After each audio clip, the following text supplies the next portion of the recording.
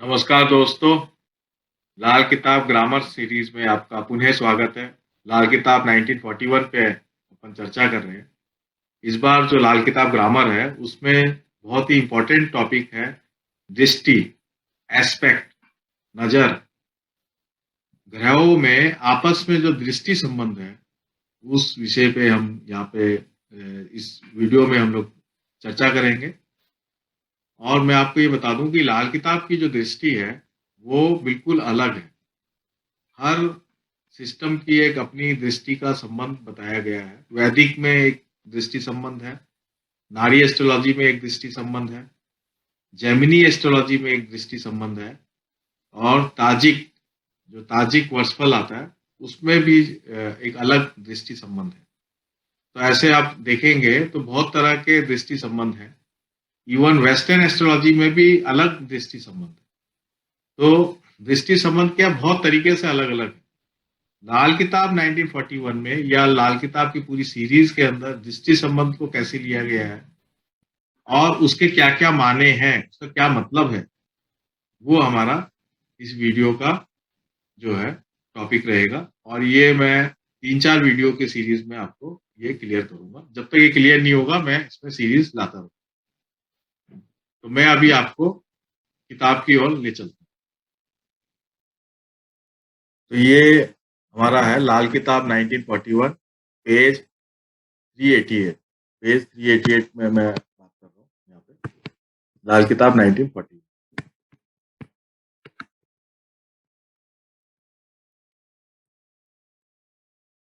तो हम यहाँ पे देख रहे हैं कि बंद कुंडली में बंद मुट्ठी के खाने। कुंडली में बंद मुट्ठी के खाने का यहाँ पे ये मतलब है कि जो हमारी हथेली है, इस पूरे हथेली के अंदर, इस पूरी हथेली में पूरी कुंडली, पूरे 12 के 12 खाने, इसको हम बंद मुट्ठी के खाने बोलते हैं। हथेली से पूरी कुंडली बन जाती है, इसी को बंद मुट्ठी के खाने बताया। अब इसमें इस पेज में इन्होंने बताया, पंडित जी ने, कि 7 लाया माल जो है 1 7 4 10 है।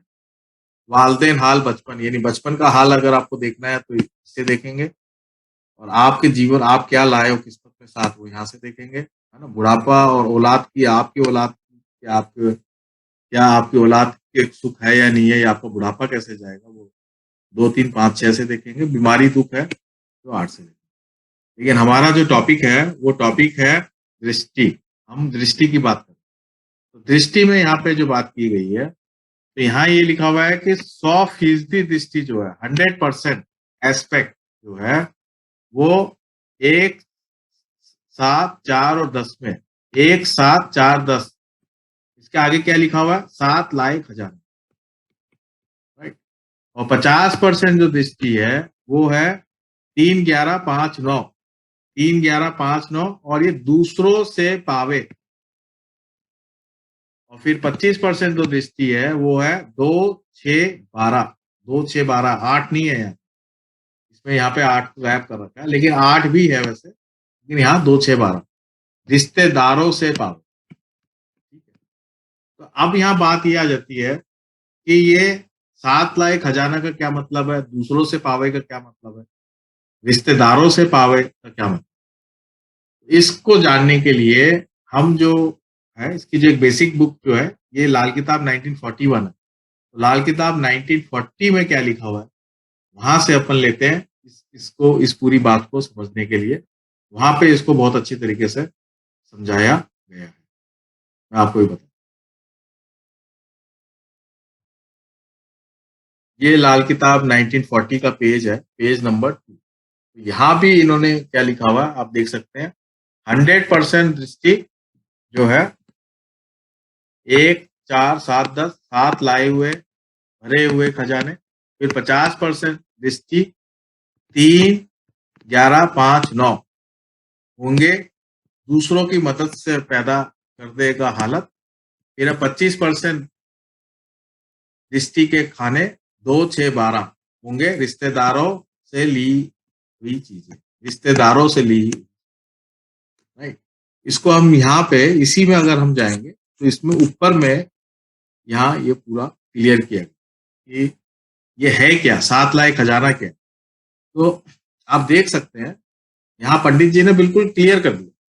मैं आपको ये सब बातें इसलिए बता रहा हूँ क्योंकि लोग बहुत गलत फहमी में है और कई बार लोग रॉन्ग इंटरप्रिटेशन करते हैं कि 7 लाख खजाने को समझ नहीं पा रहे। केंद्र का खाना जो है 1, 4, 7, 10 का क्या मतलब है? यहाँ पे 100% हिस्ट्री है तो उसका क्या मतलब है? इसके बहुत सारे एस्पेक्ट लाल किताब में यूज किए गए हैं। मैं आपको एक एक करके हर बात को क्लियर कर दूंगा ताकि आपको ये पूरा एस्पेक्ट समझ में आ जाए। तो यहाँ 1, 4, 7, 10 ये आपस में जो है 100% दृष्टि में है। और ये आपस में 7 लाख खजाना क्या है? जिस्म। खाना नंबर 1 किसको इंडिकेट कर रहा है? सूरज को। जो ग्रह यहाँ उच्च के होते हैं वही जो है आप वही खजाना अपने जीवन में लाए, यानी वही आप किस्मत लेके आए। इसका मतलब ये है। तो खाना नंबर 1 अगर अच्छा होगा तो आपका बॉडी हेल्थ अच्छी है। जिस्म लिखा हुआ है। जिस्म का मतलब यहाँ बॉडी है। सूर्य बॉडी को इंडिकेट। तो यहाँ पे आपका जिस्म अच्छा होगा, हेल्थ अच्छा होगा, वाइटिलिटी अच्छी होगी। खाना नंबर 4 अगर आपका अच्छा है तो बृहस्पति यहाँ उच्च कौन सा ग्रह हो रहा है? बृहस्पति। तो बृहस्पति उच्च होने का मतलब धन अच्छा हो।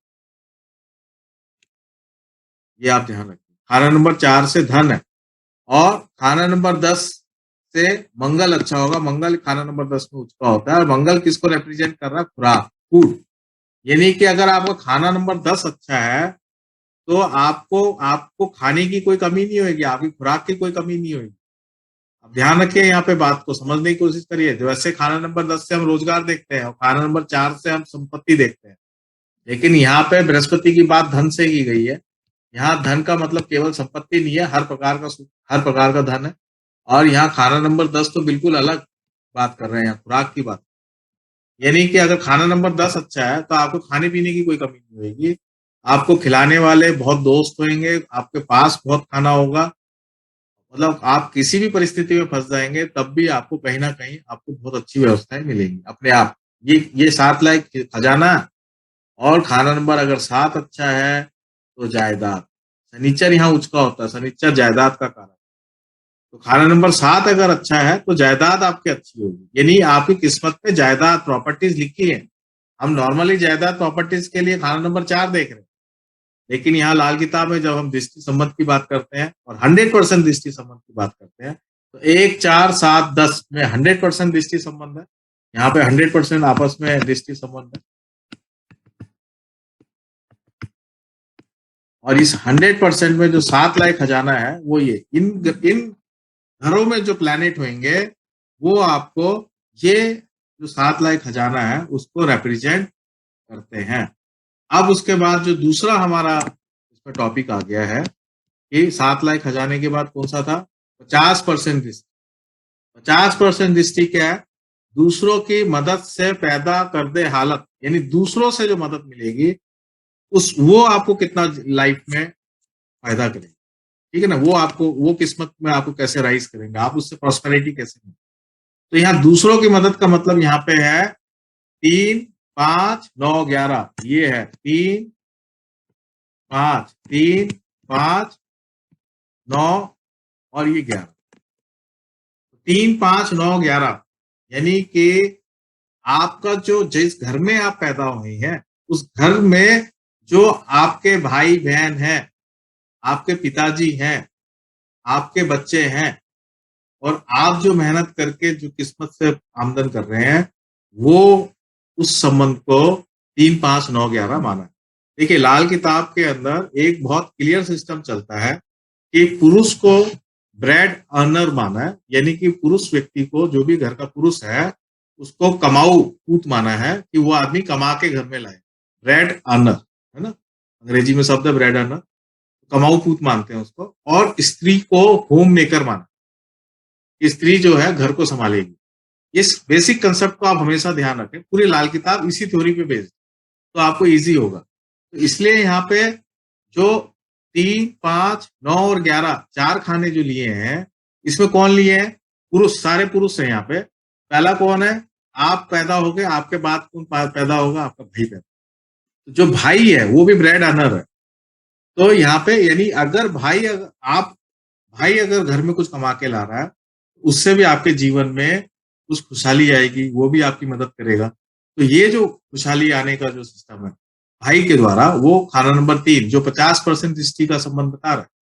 फिर उसके बाद कौन सा है? औलाद। आपकी अगर औलाद हो जाती है तो वो भी कमा के लाएगी, वो भी ब्रेड अर्नर हुई। उससे जो आपको सुख मिलेगा या नहीं मिलेगा, वो खाना नंबर 5 बता रहा है। ये 50% दृष्टि। और यहाँ खाना नंबर 9, जिस घर में आप पैदा हुए हैं वहां पहले से ही पिताजी कमा के आपको खिला रहे हैं। तो वो जो सुख है, जो आपको एंसेस्ट्रल प्रॉपर्टी मिल रही है, एंसेस्ट्रल का जो सुख है, बुजुर्गों का जो सुख है, पिता का जो सुख है, वालदेन का जो सुख है, वो आपको यहाँ से, ये धर्म का भी इंडिकेट करता है कि आप कितना धर्म कर्म करके और इस कमाई को बढ़ा सकते हैं। और इसके अलावा आप जो खुद अर्न करते हैं, आप जो मेहनत करके, जो आपका जो व्यवहार है दुनिया से, आपका जो व्यवहार दुनिया से, उससे जो आपको जीवन में मिल रहा है, वो खाना नंबर क्या है। तो यानी कि ये जो चीजें हैं, ये 50%, यानी आपके भाई का सुख, आपके बच्चों का सुख, और आपके पिता और बुजुर्गों का सुख, और खुद का आपका कमाया हुआ धन का सुख, ये 50। ठीक है, ये लाल किताब बोल रही है 50%। अब हम आ जाते हैं बाकी ग्रहों की। बाकी कौन से ग्रह हैं? बाकी खाने की बात कर रहे हैं। बाकी ग्रह क्या है? बाकी खाने 25% दृष्टि। तो 25% दृष्टि में कौन सा आ रहा है? 2, 6 और 12 रिश्तेदारों से ली हुई चीजें।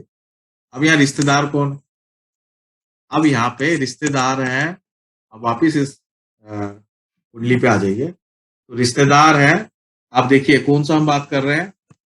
2, 6 और 12, 8 की बात नहीं कर रहे, क्योंकि 8 जो है मौत बीमारी का है। 8 से आपको कोई सुख नहीं मिलने वाला। 8 से तो आपके जीवन में जाएगा, इसलिए इसकी बात नहीं की। तो 2, 6, 12 की बात की है, जिसका इन खानों का जो असर है वो 25% है। इन खानों में आपस में जो संबंध है वो 25% का संबंध है, और ये संबंध का आपके जीवन में भी जो असर है वो भी 25%। दोनों बात यहाँ पे बताइए कि इन खानों में जो ग्रह होगा वो कैसे कैसे आपको इफेक्ट करेगा। 25% क्या है? खाना नंबर 6 हो गया आपके मामा का, इन लॉज। हम जब 2, 6, 12 की बात कर रहे हैं तो यहाँ केवल इन लॉज की ही बात कर रहे हैं, और कोई बात ही नहीं कर रहे। यानी कि एक पैटर्नल परिवार, एक मैटर्नल परिवार, बस। तो पैटर्नल में तो 50% आ गया आपका भाई बंद और पिता वगैरह, और मैटरनल का मतलब हो गया इन लॉज। जो भी इन लॉज हैं, चाहे आपके मामा हैं, चाहे आपके वाइफ के जो ससुराल पक्ष है, आपका खुद का ससुराल जो पक्ष है वो है, चाहे मदर का ससुराल पक्ष है, चाहे कोई भी ससुराल पक्ष है, वो 2, 6, 12 के अंदर आता है। तो यहाँ पे जो बात की गई है, खाना नंबर 2 है माता का सुख। यानी कि माता के पास जो माता से जो आपको मिलना है, वो खाना नंबर 2 बता। ठीक है, तो माता से कई बार क्या होता है कि माता की खुद की पर्सनल संपत्ति होती है, जो उसको कहीं से उसके पीयर से भी मिल सकती है, या आपके पिता से भी जो माता को संपत्ति मिलती है, पर्सनल जो संपत्ति होती है, उससे आपको क्या जीवन में फायदा होगा, वो खाना नंबर 2 बता। और खाना नंबर 6 तो प्योर इन लॉज ही है, यानी कि आपके मामा वगैरह हो गए, यहाँ पे लिखा हुआ ही है। ठीक है? आपके मामा भी हो गए, आपके नाना भी हो गए, सब इसी में आ गए। खाना नंबर 2 में नाना वगैरह आ गए। और खाना नंबर जो 12 है, वो आपकी पत्नी का जो पीयर है, पत्नी की जो उसका जो घर, उसका जो परिवार है, पत्नी का जिस परिवार से आई है, वहां से आपको किस तरह का सुख मिलेगा, वो। इसके अलावा केतु भी, केतु का मतलब आपके बेटे का जो ससुराल होगा, या आपकी जो संतान का जो ससुराल होगा, वो भी खाना नंबर 12 से ही देखा जाए। तो इनका जो रिलेशन है, ये रिलेशन को हम 25% मानते हैं। तो ये बात यहाँ पे क्लियर की गई है कि कैसे 1, 4, 7, 10 में 7 लाए हुए भरे हुए खजाने का क्या मतलब है, दूसरों की मदद से कैसे हमें 50% में हमें कैसे दूसरों की मदद मिल रही है, और 25% में रिश्तेदारों की। तो इनकी जो डेफिनेशंस हैं, इससे आपको काफी चीजें, इस कुंडली से आपको काफी चीजें क्लियर हो गई होंगी। लेकिन खैर, ये एक एकदम बेसिक पॉइंट है लाल किताब दृष्टि का, ये तो पता ही पता होना चाहिए। लेकिन अब हम इसके आगे जो है, और जो दूसरा जो इसके और जो तरीके हैं लाल किताब में, इसमें दृष्टि में अभी हमने एक ही पॉइंट को हमने चर्चा की है। बाकी पॉइंट के लिए मैं आपको नेक्स्ट वीडियो में आपको बताऊंगा बाकी पॉइंट की चर्चा। धन्यवाद दोस्तों।